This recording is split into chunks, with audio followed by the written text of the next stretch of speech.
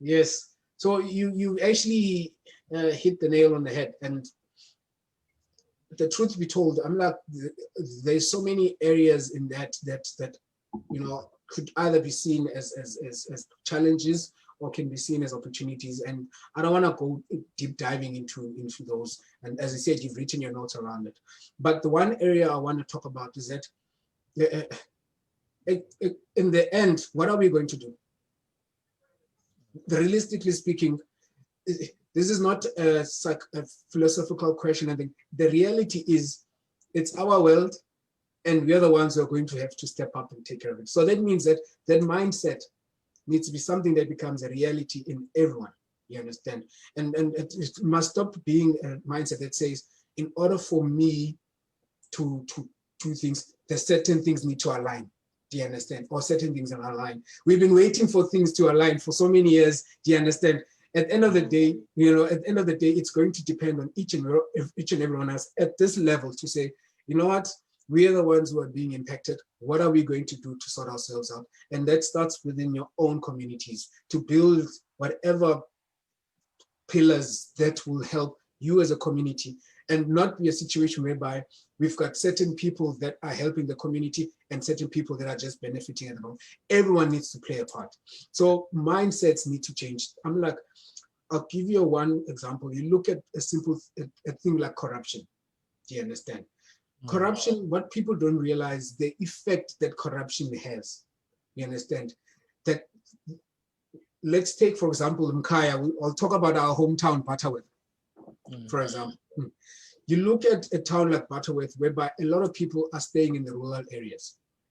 They're staying in the rural areas, they're unemployed, and they basically are excluded from the economic market, everything. They're basically just existing outside any economical activities because there's no sort of ways of them to really be part of the economy. There's no infrastructures and things like that. So what would happen is that in the strategy of Bharat maybe trying to really change itself, they say, Pumi tender, that says, we'll want a tender, we're going to build very good roads for Butterworth. All right. Now you get awarded the tender, you have obviously two options. You can either do the tender very well and make very little profit, or you can basically be corrupt and make a lot of profit. Now, I'll explain the impacts of those two. If, for example, now you decide you're going to be the good Samaritan and you're actually going to do a good job, even though you're not going to get a lot of money out of it, and you build those roads very nicely in Butterworth, and they've got very nice roads, do you understand? What can happen is that companies that are outside Butterworth and big cities can say, hey, listen, Joburg is becoming congestion. You know, Cape Town is becoming congestion. We need to move and spread, you know, our production facilities somewhere. And someone can say, oh, there's this nice town that has very nice roads that has just been upgraded. Factories can go there, trucks can come in very easily and out and deliver goods to the rest of the country. What that then does is that it now opens up a job market whereby people who were not employed before, there's now a factory that has opened. Say they now have a job, do you understand? Now, because of the job, they now have money. They need to spend that money, do you understand? But now problem is they still stay in the rural areas. They need to travel to town to buy their groceries and stuff. The next level can say, all right, these people have got money, they're having trouble. Let's bring the shops to them. Do you understand? They build shopping complex now in the rural areas. That's creating more jobs. Do you understand? Now you're creating more jobs. People in rural areas can just go buy their stuff, go spa, whatever, in the rural areas. Now you got other people can say, oh, these people need policies.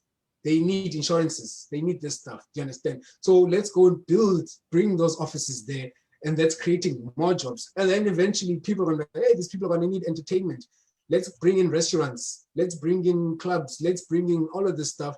And you've now built an ecosystem of a sort of an economic ecosystem in a small town, all from just one guy who decided, I'm going to build a road.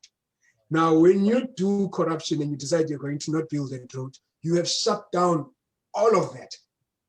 Do you understand? You have shut down all of that because you are just looking at it from only your point of view and your own. So we need people who are saying, I play a role here. I am playing my part. the next person is going to play their part, the next person is going to play their part. And it's all, unfortunately, up to us to do that, because this is going to be, team. What are we going to do? It's our world. We have no choice but be the ones who step up and say, we are going to just grab this. You understand? You know what?